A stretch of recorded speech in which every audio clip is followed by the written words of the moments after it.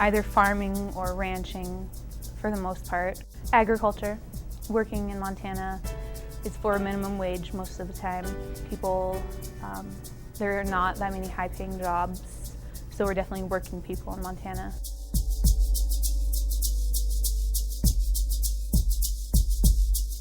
Eastern Montana, there's a lot of ranching and agricultural work over there. But once you cross the divide, it's a totally different place because it goes from, rolling hills to jagged mountains, and then you turn into things like, logging and stuff like that. There's so many people. Okay, there aren't a lot of people in the state, but a lot of them have to do with like the tourism industry, like restaurants and food service, other food services and hotels and stuff like that. Agricultural is declining. The cost of land is going up. And if you're on the eastern, it's a lot of, farming and agriculture. But when you move over into the western part, it's a little bit more city-like to me, except for the exception of Billings and Bozeman. And I think of mining too, such as Butte. So.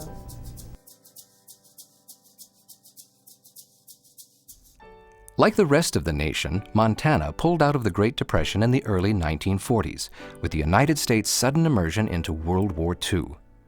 Montana agriculture recovered when the long drought cycle ended, and a series of wet years produced bumper crops and robust livestock herds again.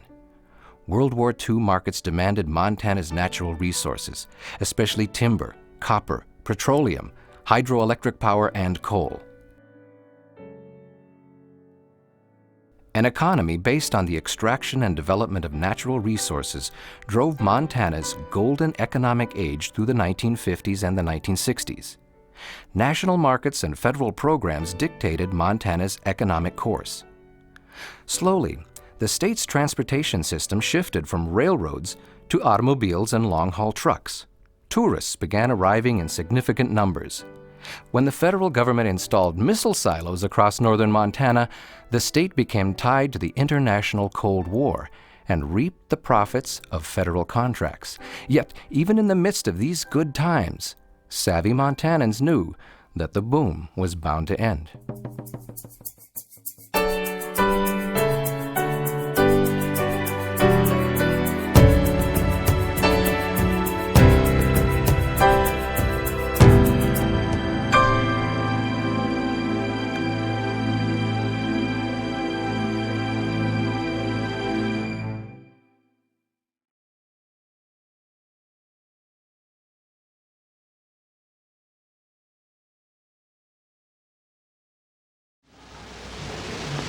A date which will live in infamy. After World War II, the economy continued to prosper in Montana. The world, of course, had been devastated by World War II. That was true in Europe, it was true in Asia. So after 1945, you have communities, you have nations trying to rebuild. And Montana, like other states in the United States, could often provide materials that they would need. You had agriculture, you had timber, you had mining, all classic natural resource-based economies. Suddenly, if you're living in Montana, jobs are plentiful, wages go up. It's a major economic turnaround for Montana, and it helped to set the stage for that steady economic growth that Montana would go through over the next 35 to 40 years. The nation's ever-increasing need for homes means there'll be a continuing demand for studs. And such a mill provides steady, well-paid jobs year-round.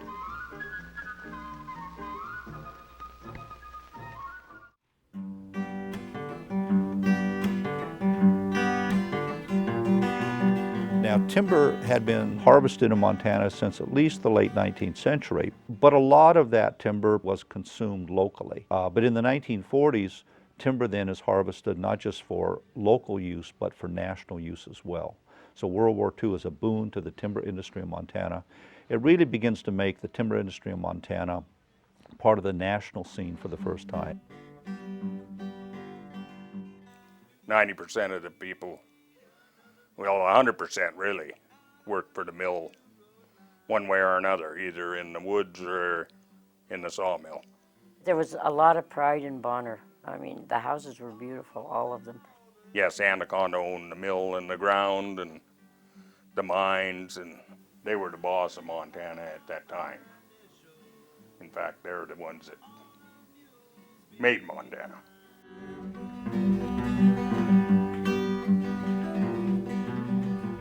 Sawmills began to pop up all across Montana. Communities like Libby, Montana were tied to that industry.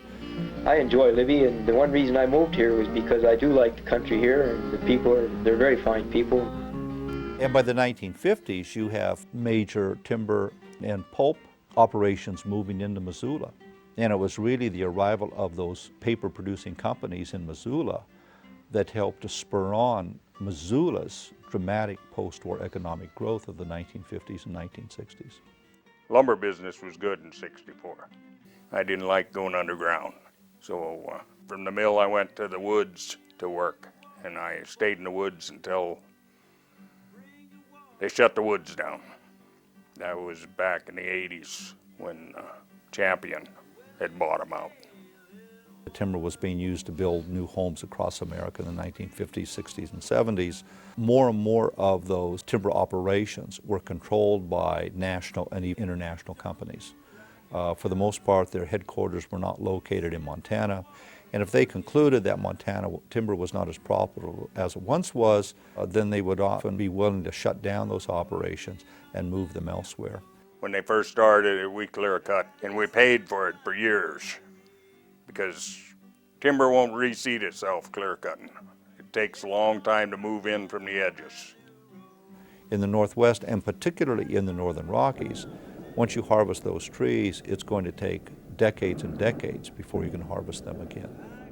But I got out of it because I could see the handwriting on the wall, and I didn't believe in what they were doing to the country. I went on mine cleanup all over the country, cleaning up the mess we made earlier. The timber industry will always exist in Montana simply because we have these large stands of timber. And in fact, if prices go up sufficiently, it may bounce back a bit. But I don't think it will ever play the same role that it did in Montana during the glory years of the 1950s and 1960s. After World War II, Montana's mining products are still in demand. The underground copper mines in Butte begin to give way to open pit mining as a way of trying to maintain productivity. But still, through the 1950s and 1960s, the mines, the smelters were operating extensively in Montana, especially in southwestern Montana, and that provided work for thousands of Montanans, again, often providing them with very good middle-class incomes. In 1951, major oil deposits were found in the Williston Basin, a geographic region that straddles North Dakota and eastern Montana. By the 1960s, a number of major refineries were located in the Billings-Laurel area, tied to such companies as Standard Oil, for example, or Union Oil, as it was known back in those days, would later be known as Unocal. Those kinds of companies would come into Billings and Laurel, build these refineries, because oil had become a major part of Montana's post-war economy. And in some ways, oil does for Billings, the Billings area, what timber and paper had done for the Missoula area during roughly the same period of time.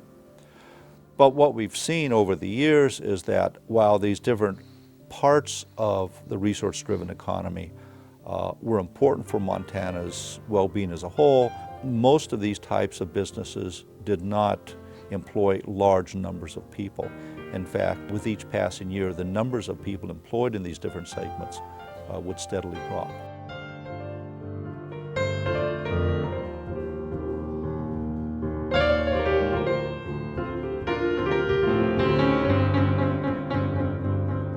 Coal had been mined in Montana since the late 1800s.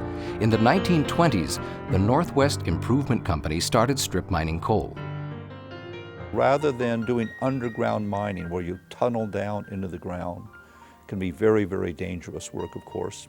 There were certain areas where the coal was laid out in seams and was fairly close to the surface, so you could remove the topsoil, get to that coal, and then remove that coal using very large pieces of machinery. In 1968, the Montana Power Company working with some other companies, decided to build some power plants in eastern Montana that would provide power throughout their grid system, but those power plants would be fueled by coal.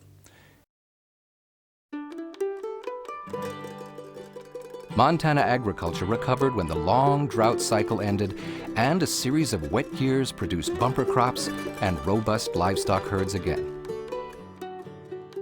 I was born into ranching.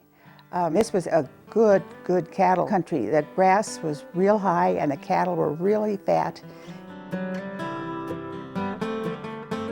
Oh, surely everybody was so glad the war was over and everybody was home. And yeah, I can remember going down to our little town in Wisdom, and probably all 100 people were there celebrating. Americans are living very well in this post-war era, in these 20 or 30 years right after World War II. And that creates demand for Montana agricultural products. And the demand then also coincides with good weather. And anyone who's a farmer knows that you not only need markets, but you need cooperative weather in order to produce the goods that you need to produce. And those post-war years are very good. There's no sustained drought that hits Montana during that time, so Montanans can get bumper crops off the land.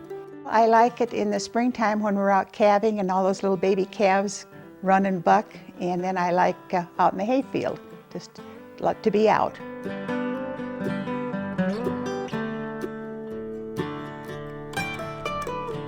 Even though more money is being generated by agriculture during these post-war years, fewer and fewer people are making a living off of agriculture. And that's primarily because of the arrival of new farm implements. Again, that's a byproduct of the Industrial Revolution. And as farm equipment then modernizes, it means that fewer and fewer people can produce more and more goods. So the size of a typical ranch, a typical farm in Montana would grow dramatically in the post-war years. The idea of having, say, a family farm on a quarter section of land, which is what the original Homestead Act had called for, all but disappears. And instead, farms and ranches are often thousands of acres in size. Ranching, it just keeps going on at a steady pace, and sometimes the price of cattle are up and sometimes the price is down, and you just go along as best you can. Slowly, the state's transportation system shifted from railroads to automobiles and long-haul trucks. In 1956, the U.S. federal government passed something called the Highway Act of 1956 that provided the money to build an interstate system. And in time, that reaches into Montana. And it means that as that interstate system develops, then trucking industries can compete in a very effective way with the railroads.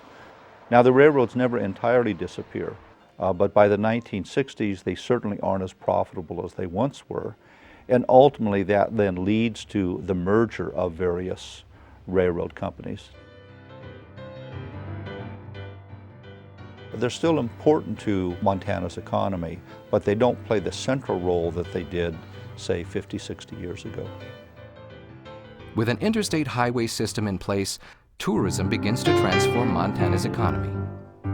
The substantial majority of Americans prior to World War II did not lead middle-class lives. And that meant that they didn't have the luxury of traveling from place to place. They were working year-round. In many cases, their children were working alongside them to support the family. But then with the economic boom that hits America in the post-war years, all that changes.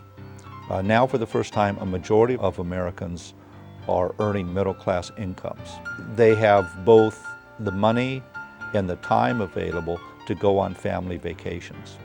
And in fact, if they're working for one of the large corporations that would spring up in America in the mid-20th century, then paid vacations are often part of the package that they receive. Delightful scenic highways will take you to Glacier National Park.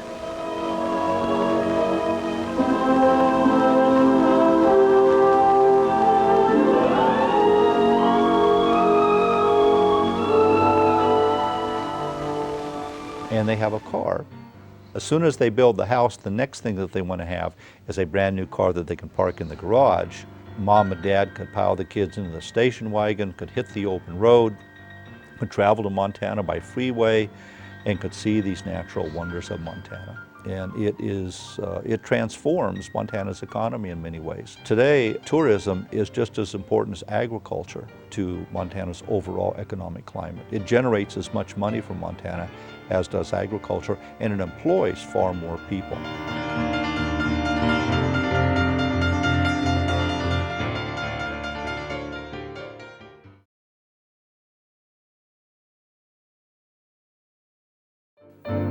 I think we will have timber forever, but it's going to be slowed down to nothing like it was years ago. And we've just logged too heavy and too fast. I think the 21st century holds real promise for Montana. I think one of the problems we had in the 1980s and 1990s was that we were inclined to think that we could simply replicate the sort of economic growth that we had had in the 50s and 60s, and when that didn't happen, we were at a loss. I think we're wiser today. We realize that if Montana is going to do well in the future, we can't put all of our eggs in one basket. We can't assume that a natural resource-driven economy will solve all of our problems. It can be part, and it should be part, of Montana's overall economic picture. I've been raised here and was married and lived here and retired here, and all years have been good to me. I like this country and this lifestyle.